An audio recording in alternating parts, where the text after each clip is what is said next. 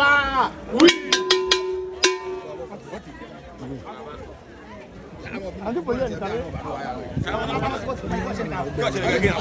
Oh, what's up? I'm going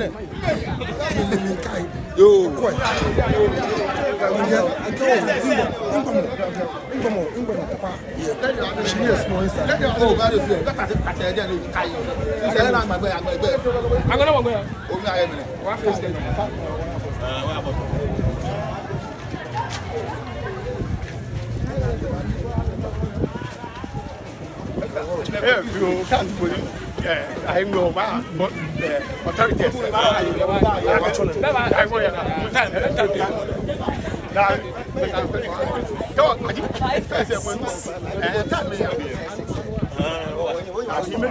I know authority.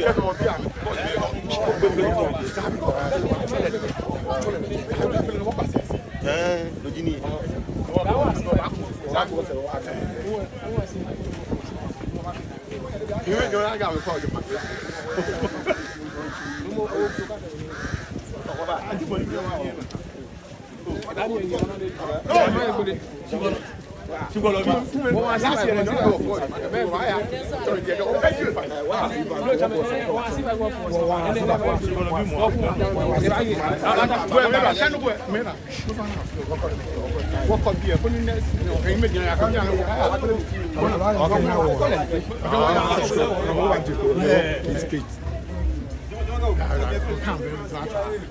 I'm going to say, if you don't have your phone,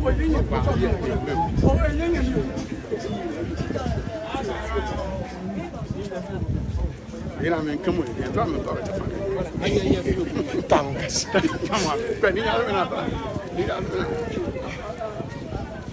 Oh, you are. And we're going to hear as well.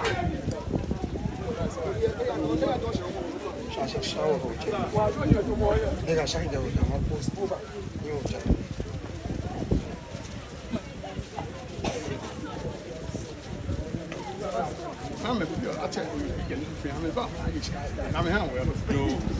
That's about the men I want I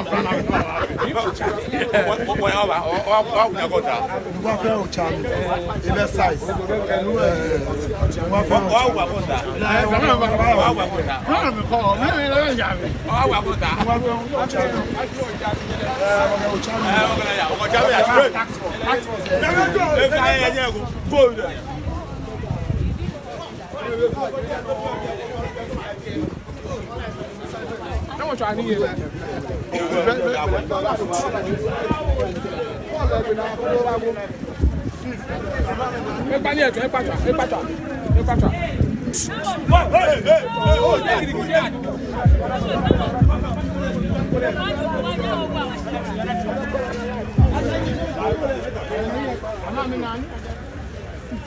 Well.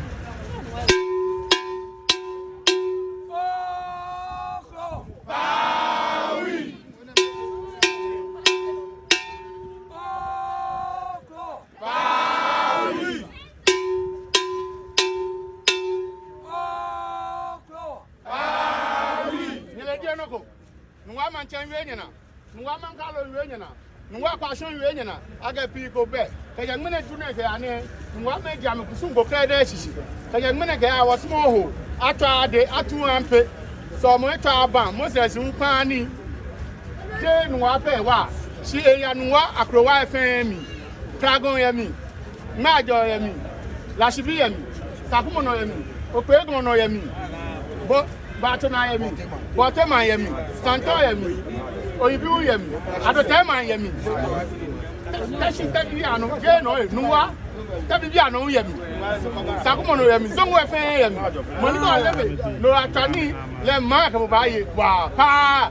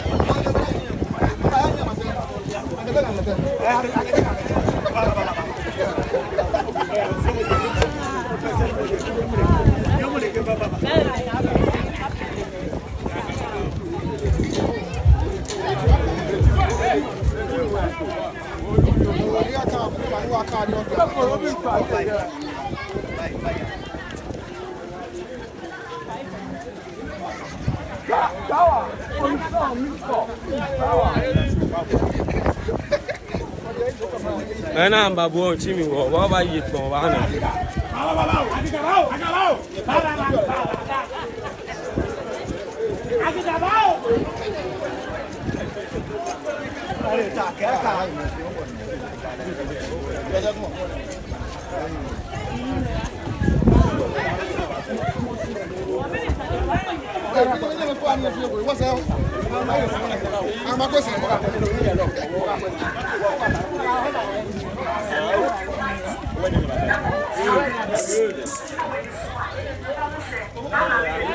Yeah, man, it's an stop it.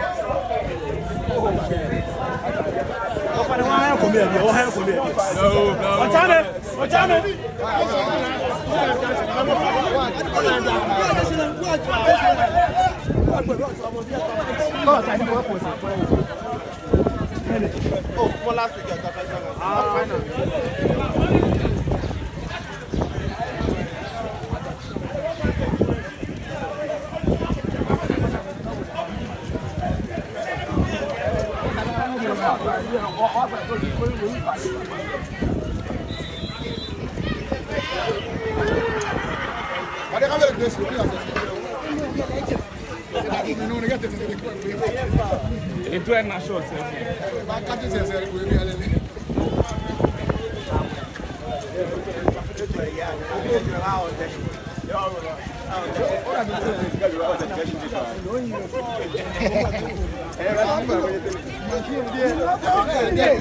No, me le hago vida. Oh, pero va a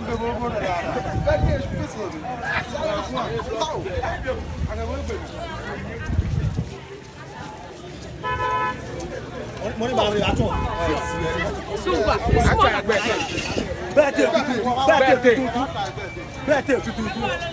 Better, ya get it. Better.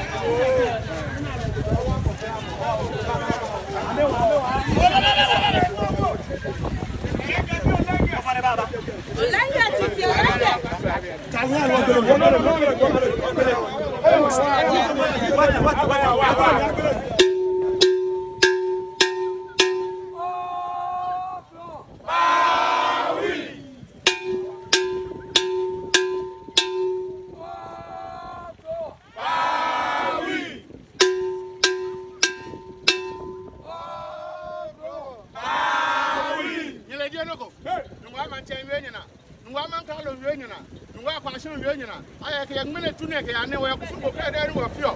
I fear who am I? I try but what you find no machine, no high, popular new my grandma. We all caught here, no clear way. Don't you know one wapper, Cataman Slim, or you be him, Santoyam, Sakuman, Barton, I don't tell my cargo, me. That should be him, your peg on me, my joy, me, what am I? My family of our fair, I come in one of our show, no, they walk about the bag of my pa.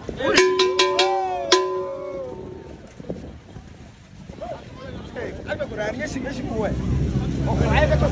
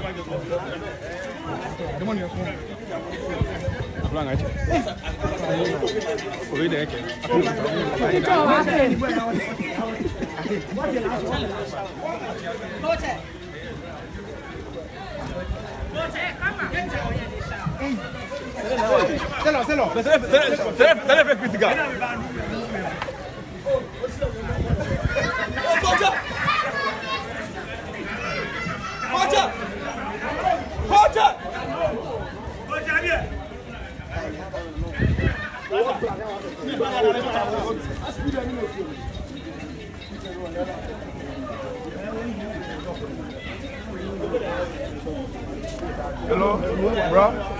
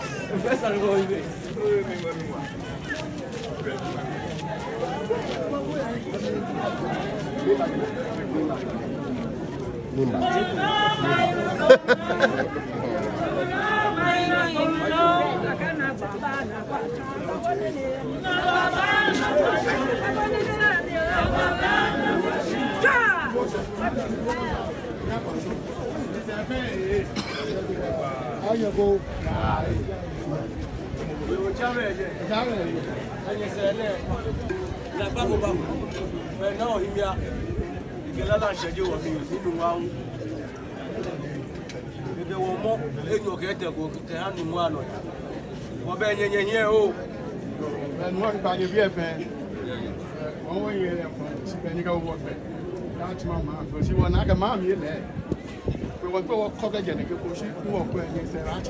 You or call it I want to find don't share. Oh, I want to get I want. Oh, don't be fair. What I feel cockage and get out to that.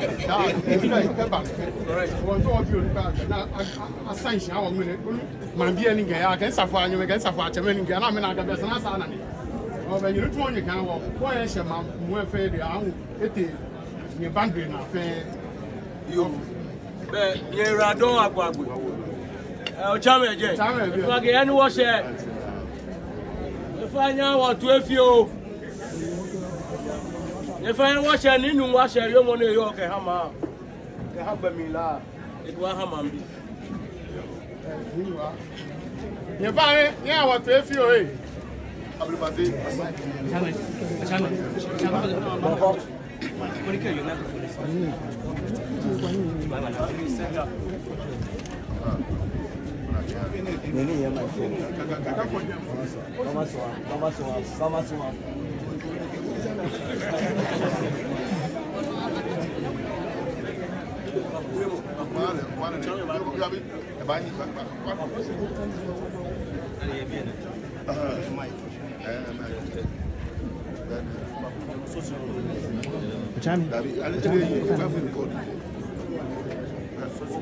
Ima ba se fi o.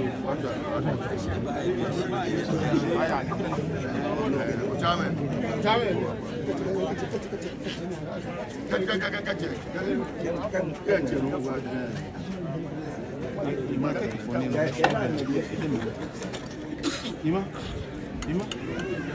Fonye no kolo si de me.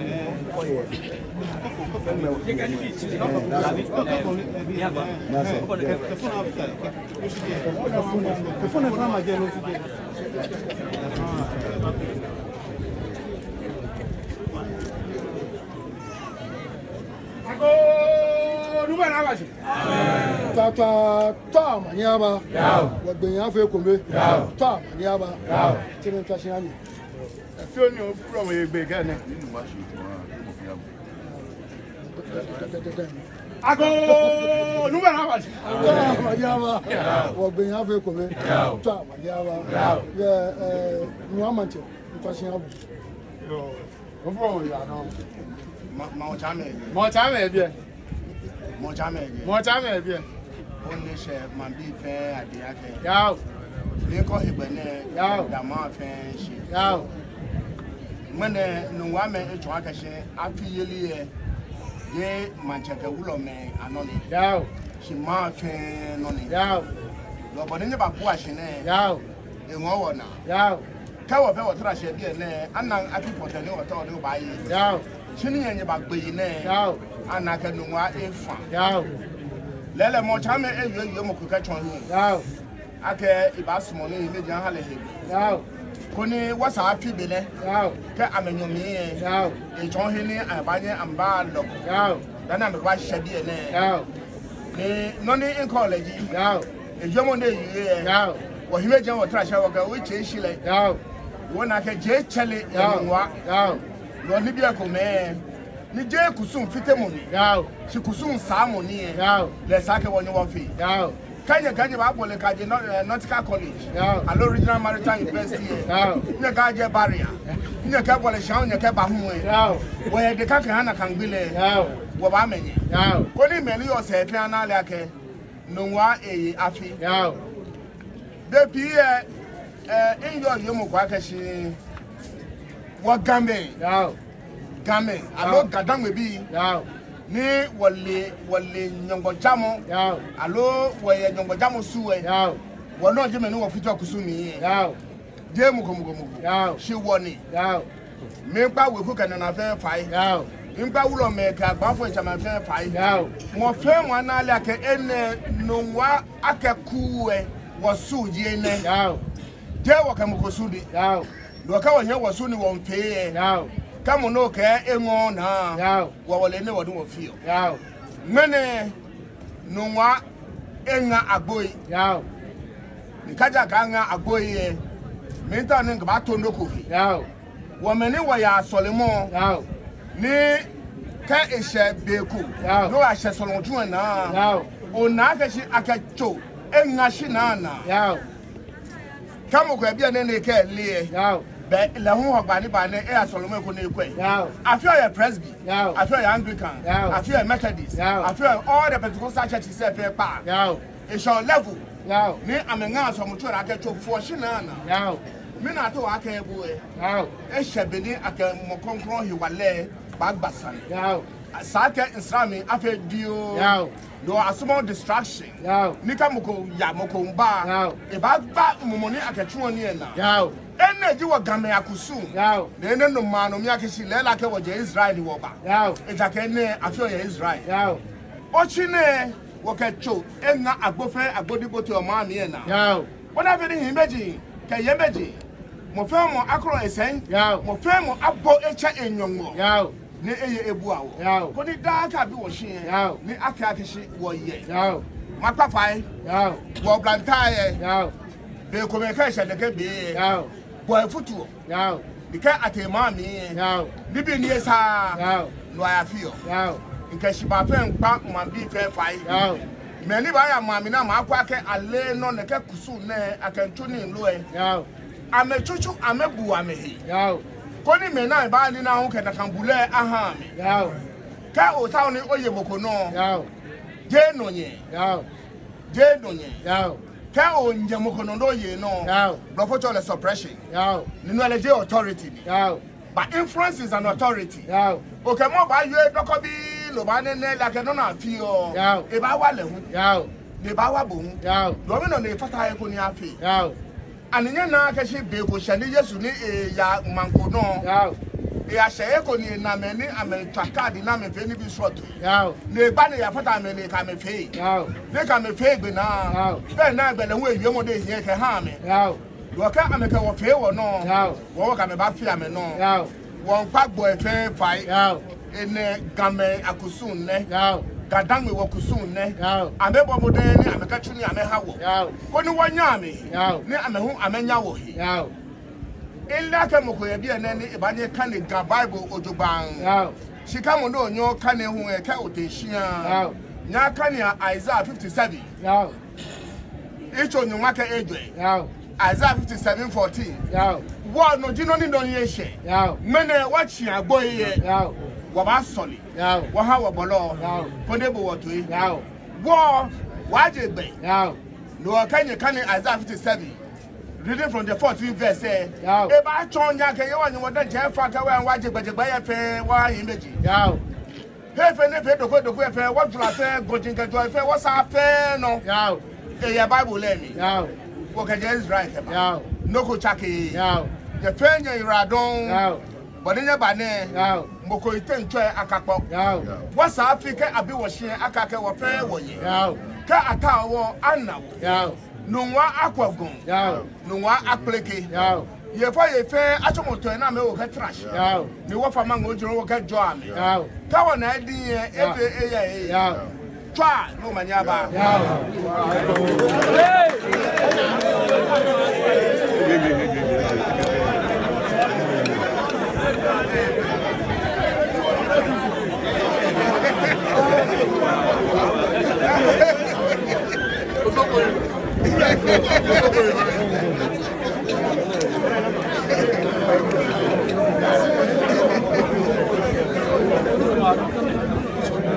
Ochame again. Ochame again. Asua ne wo ye gbara ko la gbe mi kini e Ochame again. Ochame again. Bablu amoshiche. Nungua manje. Nungua mankralu. Yao. Nungua kwashonche. Yao. Nungua jaseche. Yao. Yeni wo she. Wo kan mena ni tumo. Baba na agbe. Yao. Ochame ofa no bo ago aha. Ofa no bo ago aha. Okay. Ochame again. Ochame again. Efa ni o wa pa ma bi fa fire ke be wo. Gbẹ̀jẹ̀ júfọ̀ wọ 6 o'clock pẹ́ wọ́n fẹ́ ready. Ọ̀fẹ́ wọn wọ àtàdé white ẹlẹ́gẹ́ náà ní wọ́kẹ́fẹ́ kùsùn ẹ̀. Káwọn gbẹ̀nù náà àtàlẹ́ eyẹn. Káwọn gbẹ̀nù náà bẹ́ẹ̀ So niji so kusun go krede wo ba pa man bi fe afai ni gbiso e bonu wo ye ono dane wo ye la kan so e no niji awiche musu keke mo fe mo hu ba pa man bi fe afai ke aje kusu e se ke je 9 ke ya pe mo fe mo obeto chumi pe o light o chumi light ka gbona light fe bomode ko ni onye ni ogbe o tu se light e o fe no onye ni ogbe ka won gbe no na be ho be ne ho keke eno shoni a twa ball o ba twa ball e fe ni ka wo gbe no na hu e be eno ho gba be gbobu play wo ba gba ko ni di wo pe play gbin wo ba poto ni wo ba so loji wo omo ogba lebi ma pa wo ba tula kan tumo ka wo gbe na be gbobu play kekle ka wo gbe na be no ju e danu moju ngora be ngora noni Yesu Kristo agalete chamashia kona akanile no mo fe mo ba ye chamashia ni jomo ni yo o chamashia ni koni mashia ni cheme agun ko ke habo meni be wume meni be nu tumo meni be jomo na mena membe ke fomo sajife ko sehia kusun krede ko ye na afio na himeji e na amba afeke habo keke gbeke wo na ba pe e bi ene bonu wo na ba pe fe oneke wo na ba pe sineke ko wo na ke wo ye awo klala wo na ba pe sineke ni agbene ma nu wo china ko ni wo gbele ma na eno gbeke no be tinini ba gbe wo ba wo emi se ojogba adenche ka wo je eno je chale mo be jufo be ni Nungua jufo Kplejoo keke sho osabu olate eya bi ene woni ne no na osabu olate keke so asiale keke soha be abli kwa ke bi ene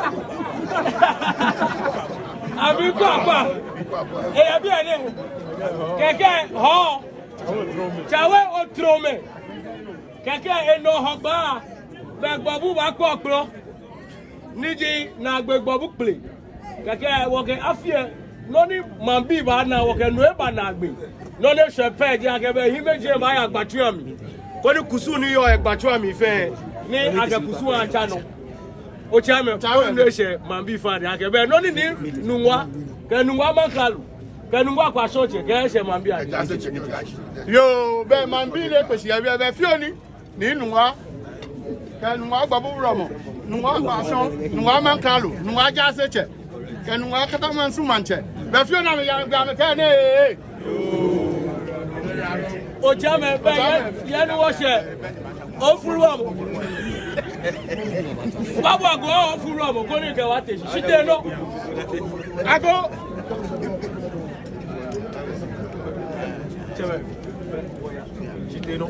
o chawo fa shiteno ago Nungua fura na abashi ta manyaba wa gbe ya fe kome ta manyaba chame ka nyeme ne radon wa wole wa no ta manyaba wa ga Nungua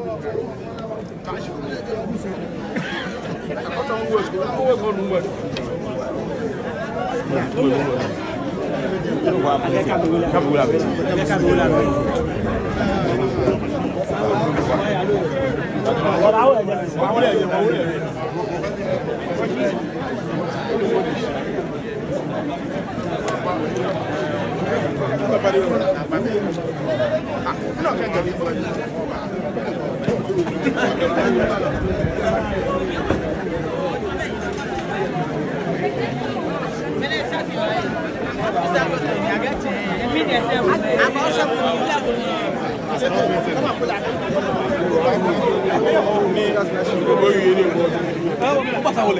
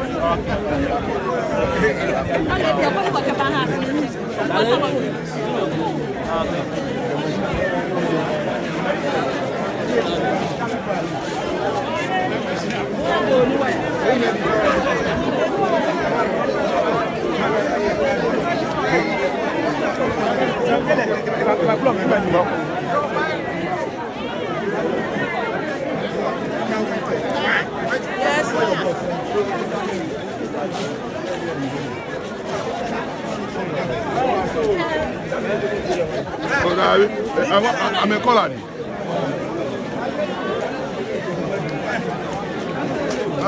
I've been over mom, yes, or I've been over mom, yes,